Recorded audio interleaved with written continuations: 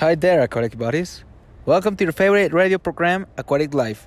Today's chapter is going to be about contamination in oceans. We're going to start with some background information about the problematic of contamination in water bodies.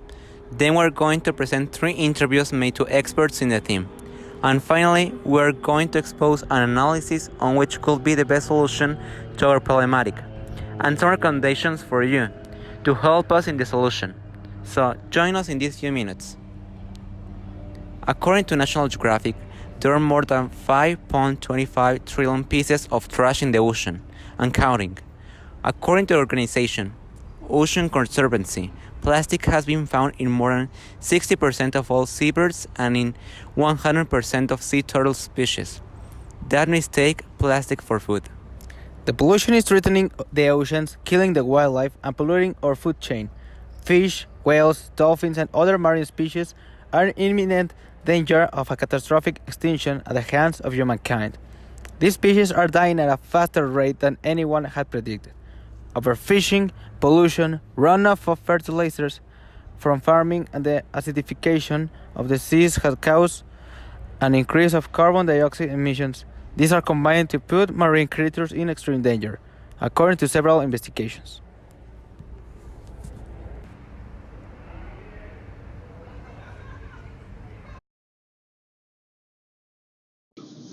The other interview we made was to June Kaufman, a biology teacher of Propatec, and we asked about her professional opinion about some questions.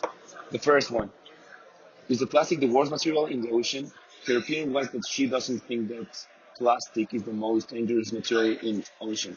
She thinks that oil spills and petroleum is the most dangerous, the drains. How can we reduce the use of this material? She answered that we have to prevent oil spills on beach. In home, keep oils in special containers and then throw it into the garbage, never to the drain. Do we have any chances of cleaning the oceans without damaging the species? Her answer was that we have a chance with microorganisms. It's very expensive and long, but it will help animals. The other question was if it's possible to revert the damage done to the several ecosystems. Her opinion was that most of the damage will be permanent and will leave a scar, where we can make a better world for our children's, grandchildren's, and so on. Interview Hussein Haik, a biologist who has been teaching biology for about 6 years. The first question we asked was, is the plastic the worst material in the ocean? His opinion was that the plastic isn't the worst material, however, it has caused a lot of damage over the past few years. The next question was, how can we reduce the use of this material? And according to his knowledge, there are several plastics that we can avoid, but instead of preventing the use of plastic, the society is trying to eliminate that, and those actions are also causing damage. The next question was, do we have any chances of cleaning the oceans without damaging the species? He responded that it cannot be reverted, but it can be recovered, but not all, and we have to reduce these actions to not lose any more species.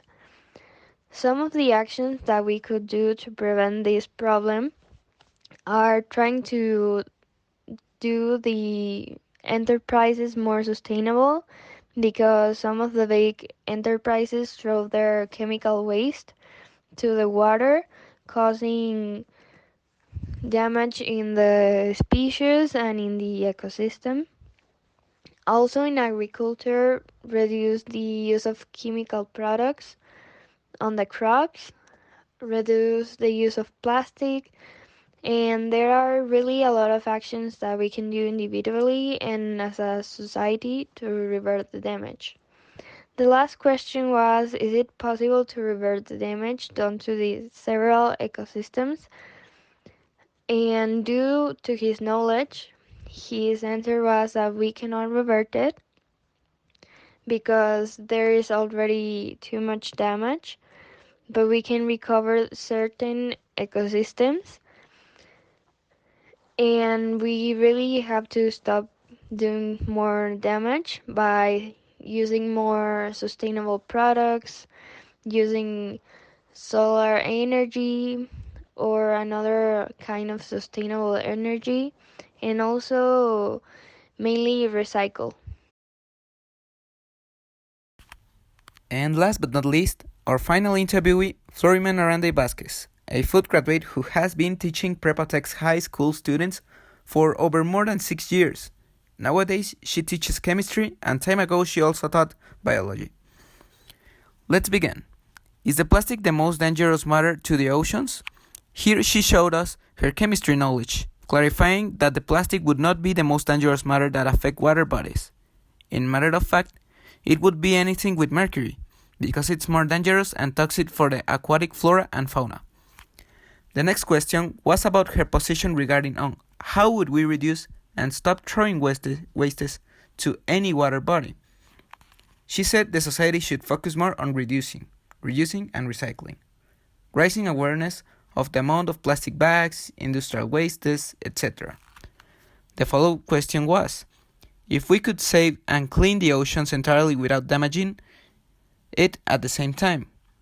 She emphasized the technology that surrounds us nowadays, where we can extract petroleum spilled on oceans and much more. But at the same time, she considers that there's more work to be done to achieve this. The damage we've done to oceans biology could be repaired and healed, but it will take lots of effort and an immense amount of time, she said. At last, the interview ended with what she thinks could be done by us, the society, remarking reduce, reuse, and recycling, making the proposal of awareness to follow good habits, and the proposal of establish national and even international laws for the environment benefits.